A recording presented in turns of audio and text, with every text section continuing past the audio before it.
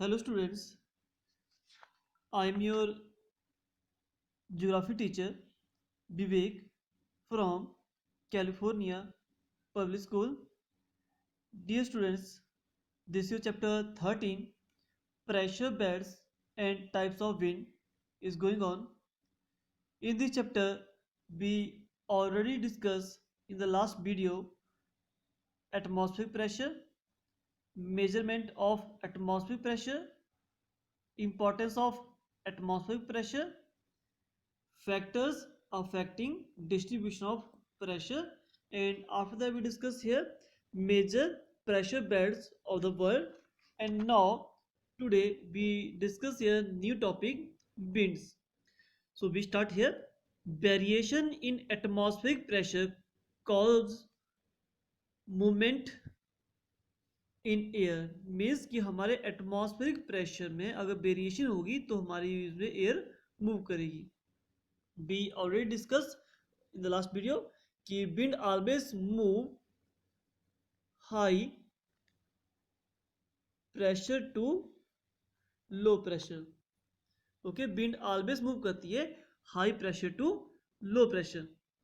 So तो atmospheric pressure में variation होगी तभी हमारी एयर मूवमेंट करेगी. ओके, और air move from area of high pressure to area of low pressure. Wind always move करती है high pressure to low pressure. There are two types of movement in air. जब हमारी wind move करती है तो two way है, या तो विंड हमारी हॉरिजॉन्टल मूव करेगी या फिर वर्टिकल मूव करेगी. ठीक है, सो the vertical movement of air is called air current. Vertical movement of the air is called air current. अगर vertical movement of air हो रही है उसको बोलते हैं हम air current. And the horizontal movement of the air is called wind. अगर horizontal movement हो रही है air की तो called wind, और vertical movement हो रही है तो air current. Okay. So a wind can thus be defined as air moving horizontally along the surface of the earth. तो wind क्या है कि जब हमारी air जो है horizontally move कर रही है along the earth surface one place to another place is called wind. So following factors affect the movement of wind. कुछ ऐसे factors हैं जो हमारी wind को affect करते हैं. So first हमारे पास है pressure gradient. So it is a new term for you. So very simple language में if I tell you कि प्रेशर ग्रेडियंट क्या है, तो प्रेशर ग्रेडियंट मीन्स कि difference between the high pressure and low pressure. ठीक है, कि means wind आपकी कितनी मूव करेगी, फास्ट मूव करेगी, स्लो मूव करेगी या स्टेबल रहेगी वन प्लेस पे, वो डिपेंड करेगी हाई प्रेशर और लो प्रेशर के बीच में जो डिफरेंस होगा. प्रेशर ग्रेडियंट इसको बोलते हैं. ओके, क्योंकि आपकी wind high pressure to low pressure कितना मूव करता है, जितना दोनों के बीच में डिफरेंस होता है उतनी फास्टली आपकी विंड मूव करती है, और जितना लेस डिफरेंस होता है उतनी ही विंड आपकी कामली मूव करती है. Clear? So direction of winds is determined by the direction of pressure gradient. कि प्रेशर जो ग्रेडियंट है, जो गैप है हाई प्रेशर और प्रेशर की किस तरफ ज़्यादा है उसके अकॉर्डिंग आपकी विंड मूव करती है. As wind blow from high pressure to low pressure their direction is parallel to direction of pressure gradient. कि मीन्स आपकी जिस high pressure to low pressure move करती है, जिस हिसाब से आपका प्रेशर ग्रेडियंट होगा उसके अकॉर्डिंग ही आपकी विंड मूव करती है, उसके बिल्कुल पैरेलल मूव करती है. और across the isobar. Isobar means क्या होता है? Isobar means I will tell you, just see this map.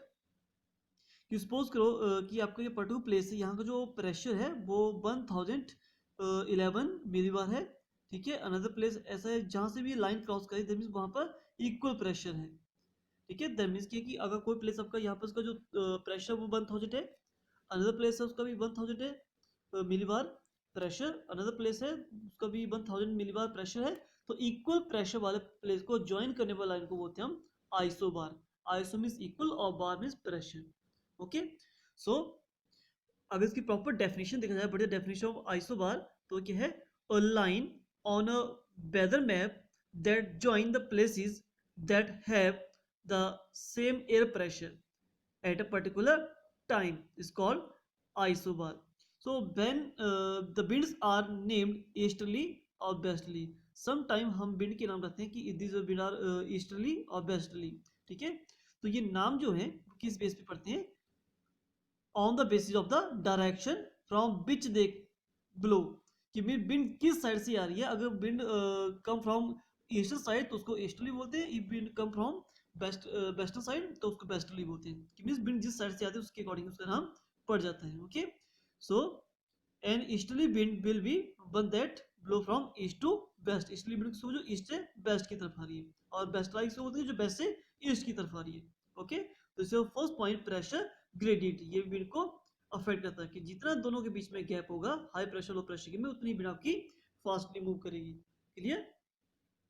And second point we discuss here which factor that affect the wind, that is the Coriolis force। तो ये point already हमने पहले भी discuss किया था। we know that earth rotate on its axis, हमारी earth rotate कर रही है ऑन इट्स एक्सिस की तरफ, अपने एक्सिस पे। So due to earth rotation की वजह से हमारी विंड जो होती है do not cross the isobar at right angle but are deflect from their original path, की विंड जो है वो अपने पाथ पे ही डिफ्लेक्ट हो जाती है, डिफ्लेक्ट में चेंज हो जाना, डायरेक्शन चेंज कर लेती है जो अर्थ रोटेशन की वजह से। ठीक है, कि मींस जब हमारी विंड के पाथ में चेंजेस आ जाती हैं ड्यू टू अर्थ रोटेशन की वजह से, इसको होते हैं Coriolis effect. Under the influence of Coriolis force the wind blowing in the northern hemisphere are deflected to their right side। suppose करो this is your earth, ठीक है, this is equator, this is नदर hemisphere और सदर hemisphere. तो नदर hemisphere में आपकी विंड टर्न होती है टुवर्ड्स द राइट साइड, और आपकी विंड सदर साइड है तो move the left side. Okay, तो उसको बोलते हैं हम कोरियलिस फोर्स या फेरल लॉ, कि means in northern hemisphere winds are deflected to their right side and those blowing in the southern hemisphere are deflected towards their left side। Clear? और this is known as Ferrel law, उसको Ferrel law भी बोलते हैं हम। ठीक है, कि wind की जो डायरेक्शन चेंज हो रही है, northern hemisphere they turn the right side and southern hemisphere they turn the left side. Okay, and Coriolis effect mainly result of varying velocity of rotation of the earth. जो earth की rotation हो रही है वो भी every latitude पे separate है, कि मींस अगर if we talk about rotation की बात करें तो अर्थ की जो स्पीड है वो इक्वेटर पे ज़्यादा है, और जब हम पोल की तरफ मूव करें तो उसकी स्पीड कम होती जाती है। तो वैसे ही क्या है कि जो इफेक्ट हमें देखने को मिल रहा है वो इक्वेटर पे बहुत कम देखने को मिलता है, लेकिन पोल पे सबसे ज़्यादा देखने को मिलता है। क्लियर? तो उसको होते हैं हम Coriolis force. Okay, so we discuss here winds. ठीक है, तो विंड क्या है, फर्स्टली क्या है कि आपके प्रेशर की डिफरेंशियल वेरिएशन की वजह से, एटमॉस्फेयर प्रेशर की वजह से आपकी विंड मूव कर रही है, एयर मूव कर रही है, वो एयर मूवमेंट हो रही है one place to another place. और विंड जो मूव कर रही है उसके टू वे हैं, एक तो आपकी वर्टिकल मूव कर रही है आपकी एयर, और एक हॉरिजॉन्टल मूव कर रही है। जो वर्टिकल मूव कर रही है उसको बोलते हैं एयर करंट, और जो हॉरिजॉन्टली मूवमेंट कर रही है उसको बोलते हैं wind. Clear? So after that कुछ ऐसे फैक्टर हैं जो हमारे विंड को अफेक्ट कर रहे हैं, उसमें प्रेशर ग्रेडियंट, कोरियलिस फोर्स हमने डिस्कस किए। And after that next topic आपके पास है measurement of wind direction and velocity, कि मींस विंड को हम कैसे मेजर करते हैं, उसकी वेलोसिटी को कैसे चेक करते हैं। देयर आर टू इंस्ट्रूमेंट, एक डायरेक्शन चेक करने का होता है और एक विंड की वेलोसिटी उसकी स्पीड को चेक करने का होता है। Okay, if we talk about wind direction, direction को चेक करने का जो इंस्ट्रूमेंट है, measure with the help of an instrument called wind vane. आपका ये रहा विंड वेन। क्लियर? ये इसके साथ डायरेक्शन लगी है और ये एरो इजीली फ्रीली मूव करता है, जिस तरह से विंड आता है उस तरह से टर्न हो जाता है। So wind की directions is measured with the help of an instrument called wind vane, whereas velocity of wind is measured with the help of anemometer। This is anemometer। ठीक है, ये आपका एयर के थ्रू मूव करता है, उसके through हमारा इनसाइड जैसे हमारी गाड़ी में स्पीडोमीटर होता है वैसे इसमें एक मशीन होती है जो ये मूव करता है, उसके अकॉर्डिंग वो नीचे शो कर देता है कि आपकी विंड की स्पीड कितनी है, इसको हम एनीमोमीटर। ओके, तो विंड की डायरेक्शन को चेक करने का जो इंस्ट्रूमेंट है उसको विंड वेन, और जो स्पीड को चेक करता है वो anemometer. Okay, after that we talk about types of wind. Basically winds होती हैं वो थ्री टाइप्स की होती हैं, प्लैनेटरी विंड, पीरियोडिक विंड और local wind. Okay, planetary winds होती हैं जो परमानेंटली ब्लो करती हैं one place to another place throughout the years, regularly जो मूव कर रही है one place to another place. और पीरियोडिक मीन्स होते हैं अकॉर्डिंग टू सीजन, जो चेंज होती रहती है। ओके, अकॉर्डिंग टू जो सीजन होती है, क्लियर, उसको कहते हैं पीरियोडिक, जो टाइम के according some time land to sea जाती है, some time sea to land चलती है। ओके, तो इनमें से चेंज होती रहती है।